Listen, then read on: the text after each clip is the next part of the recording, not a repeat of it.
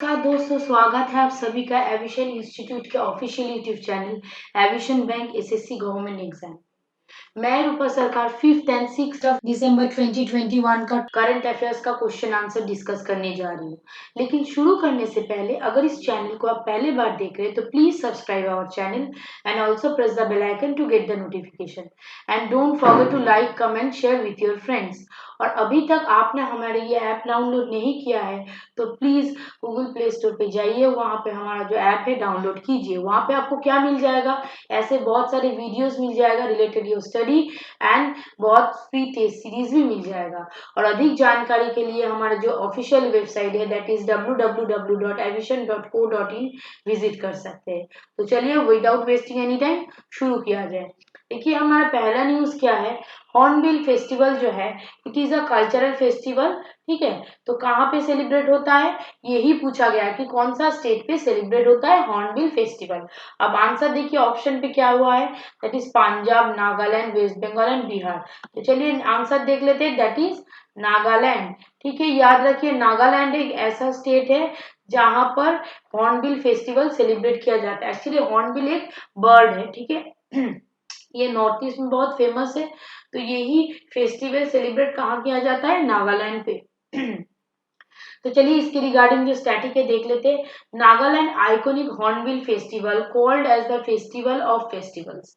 ठीक है, ये जो हॉर्नबिल फेस्टिवल है उसको क्या कहा जाता है, that is festival of festivals will be held in its traditional format and very importantly starting on कब से स्टार्ट हो रहा है, 1 दिसंबर this year 22nd edition of the festival. मतलब इस साल देखिए 22nd edition of the festival हो रहा है। अब देखिए last year it was held virtually last year due to COVID-19 pandemic. अब देखिए the 10 day cultural and tourism annually begins at the start of the December and coincide the Nagaland statehood day. अब देखिए आपको क्या करना है, हर साल 1 दिसंबर को सेलिब्रेट किया जाता है, इस साल भी किया गया था। इस साल ये 22nd ऑफ एडिशन है एंड वेरी इंपॉर्टेंटली लास्ट जो साल था COVID-19 के लिए सेलिब्रेट नहीं हुआ था। ठीक है, चलिए नेक्स्ट क्वेश्चन देख लेते हैं। Which state has sign Bollywood actor Sanjay Dutt as the brand ambassador for its golden jubilee celebration. मतलब देखिए कौन सा स्टेट है जो गोल्डन जुबली सेलिब्रेशन के लिए संजय दत्त को एज एम्बेसडर मतलब अपॉइंट किया है। तो यहाँ पर जो ऑप्शन है देख लेते हैं, दैट इज सिक्किम, उसके बाद क्या है अरुणाचल प्रदेश, उसके बाद देखिए आसाम एंड नेक्स्ट क्या है गुजरात। तो आंसर क्या है देख लेते हैं, दैट इज अरुणाचल प्रदेश। ठीक है, अरुणाचल प्रदेश ऐसा एक स्टेट है जहां पर मतलब ये संजय दत्त को गोल्डन जुबली सेलिब्रेशन के लिए साइन किया गया है फॉर ब्रांड एम्बेसडर।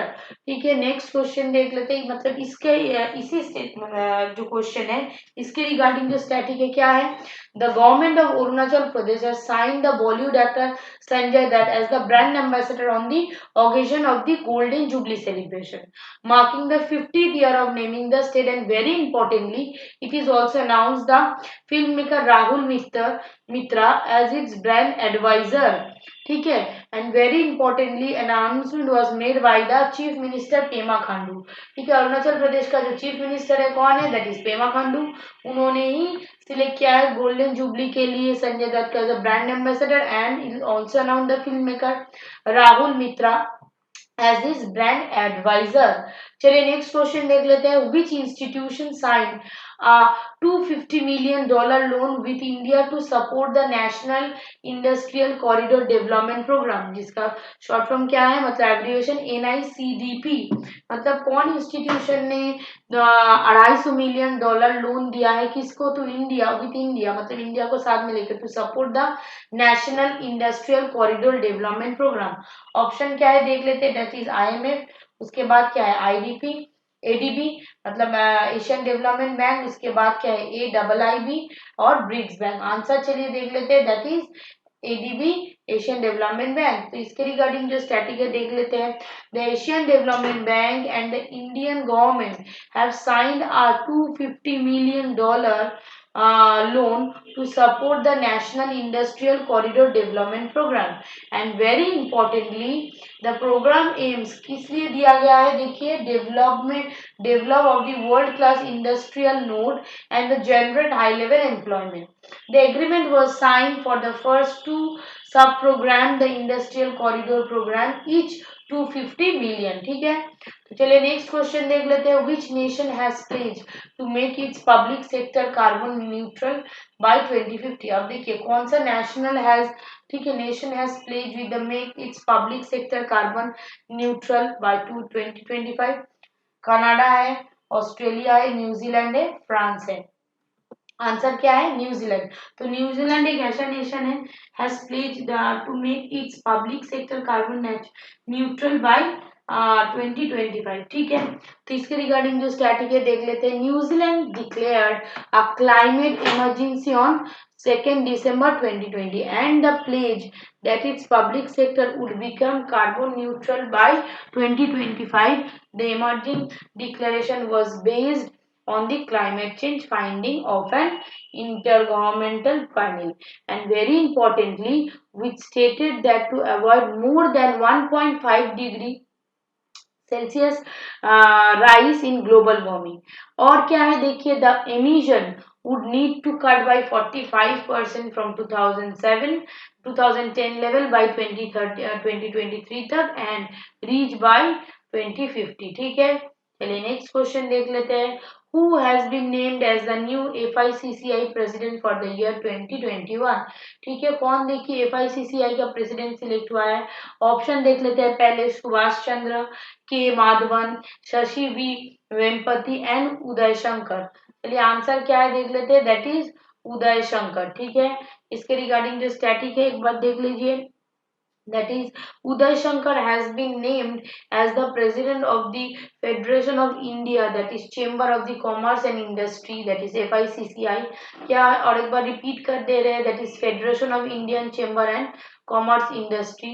ठीक है, जिसका एब्रीविएशन है FICCI. For the year of 2021, he will be the succeeding incumbent president Sangeeta Reddy. ठीक है, मतलब इसके बाद he will be the succeeding incumbent president of Sangeeta Reddy के बाद आया है वो. अब देखिए नेक्स्ट जो क्वेश्चन है देख लेते हैं.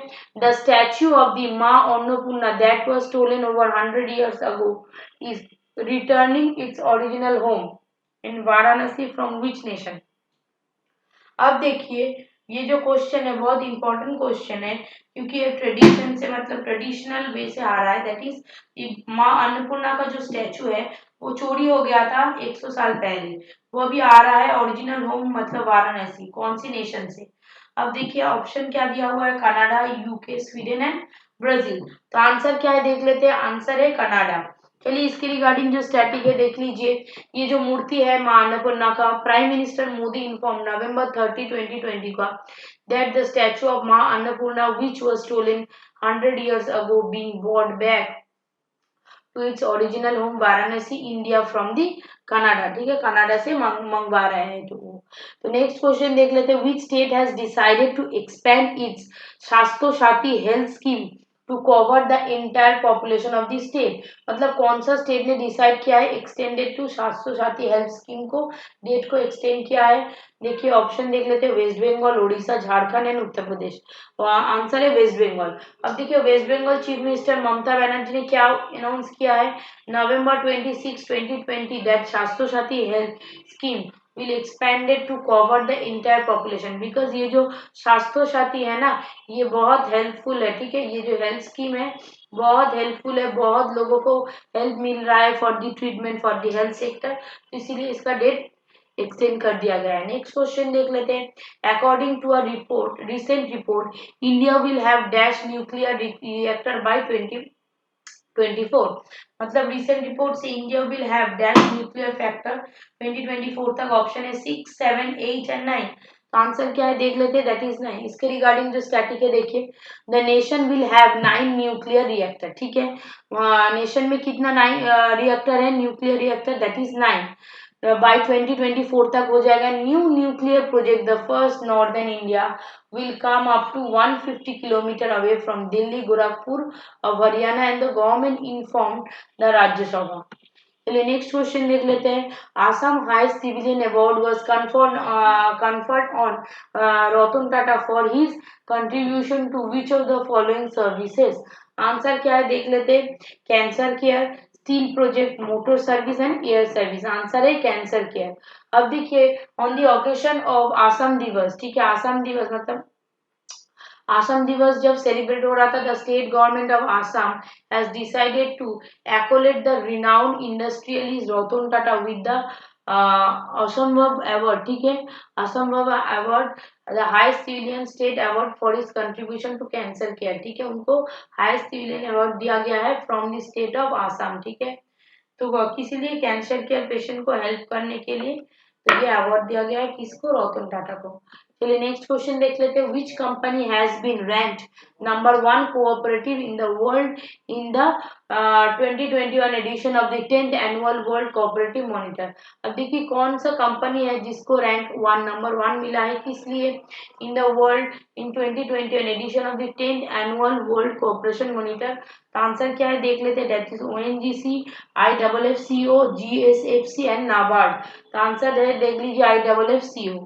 इसके रिगार्डिंग जो स्टैटिक एक बार देख लीजिए, the Indian farmers fertiliser cooperative limited, जो IFFCO है उसका ही फुल फॉर्म है, has been rank number 1 and very importantly among the 300 cooperative से मतलब 300 में वो फर्स्ट आया है in the world 2021 edition of the 10th annual world cooperative monitor report, ठीक है।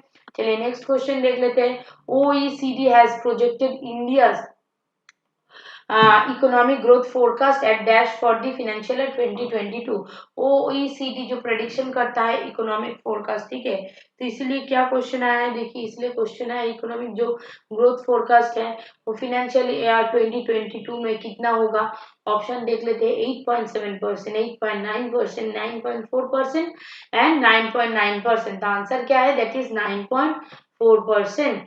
Paris based Organization for Economic Cooperation and Development decreased India's growth for forecast 9.4% to financial year from 2022 from 9.7% estimated in September 2021, ठीक है।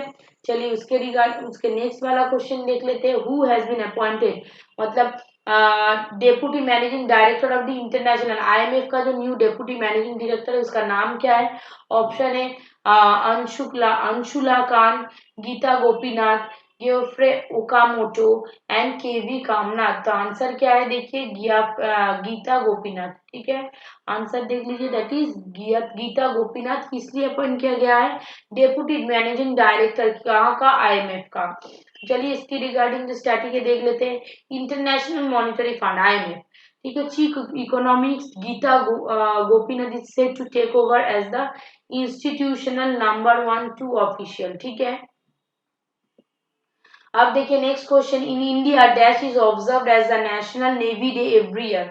कौन से day में navy day celebrate किया जाता है, to celebrate the achievement and the role of the naval force century. Answer क्या है देख लेते हैं। December 1, ठीक है, December 1। इसके बाद क्या है, December 2, ठीक है, 2nd December, 1st December, 3rd December और 4th December। आंसर है 4th December को सेलिब्रेट किया जाता है क्या, नेशनल नेवी डे की, इसलिए achievement role of the naval force in the मतलब कंट्री में। In India 4th December is observe at the national navy day every year, किस लिए, टू अचीवमेंट जो मैंने बोला है नावल फोर्स का जो मतलब अचीवमेंट है कंट्री के लिए, उसी को सेलिब्रेट करने के लिए 4th of December सेलिब्रेट किया जाता है। चलिए नेक्स्ट क्वेश्चन देख लेते हैं। आर्ट स्टेशन ऑफ दूरदर्शन केंद्र इनागोरेटेड इन, जो आर्ट स्टेशन है ऑफ दूरदर्शन केंद्र कहाँ इनागोरेटेड हुआ है, इन गोरखपुर, कानपुर, देहरादून एंड नैनीताल। आंसर क्या है देख लेते हैं, दैट इज गोरखपुर। तो इसके रिगार्डिंग जो स्टैटिक है एक बार देख लीजिए। Union minister of information and broadcasting कौन है, अनुराग सिंह ठाकुर, ठीक है, Anurag Singh Thakur. And Uttar Pradesh chief minister that is Yogi Adityanath inaugurated earth station Doordarshan Kendra at Gorakhpur, ठीक है। नेक्स्ट क्वेश्चन देखिए। Recently Pradeep Shah founded of Ind Asia Fund advisor has been appointed chairman of the NARCL. What is the full form of NARCL? देखिए ये abbreviation कभी कभी पूछता है, कभी कभी वन वर्ड मतलब एक वर्ड में एक लेटर का एब्रीविएशन भी पूछ देगा इसका फुल फॉर्म क्या है।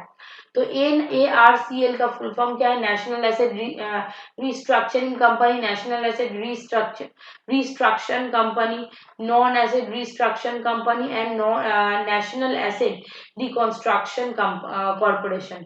तो आंसर क्या है? देखिए नेशनल एसेट रिकंस्ट्रक्शन कंपनी। इसके रिगार्डिंग जो स्टैटिक है देखिए, Pradeep Shah founder of the India Asia fund advisor has been appointed chairman, किसके लिए? National asset reconstruction company. कौन? That is Pradeep Shah appoint किया गया है। ठीक है, चलिए आज का न्यूज यहीं तक था। आई होप आपको समझ में आया होगा और अच्छा लगा होगा। अगर अच्छा लगा होगा तो please as usual don't forget to subscribe our channel and also press the bell icon to get the notification whenever I dispatch my video। and very importantly, अगर आप तक हमारे ऐप डाउनलोड नहीं किए हैं तो प्लीज डाउनलोड कीजिए। And thank you very much for being with me.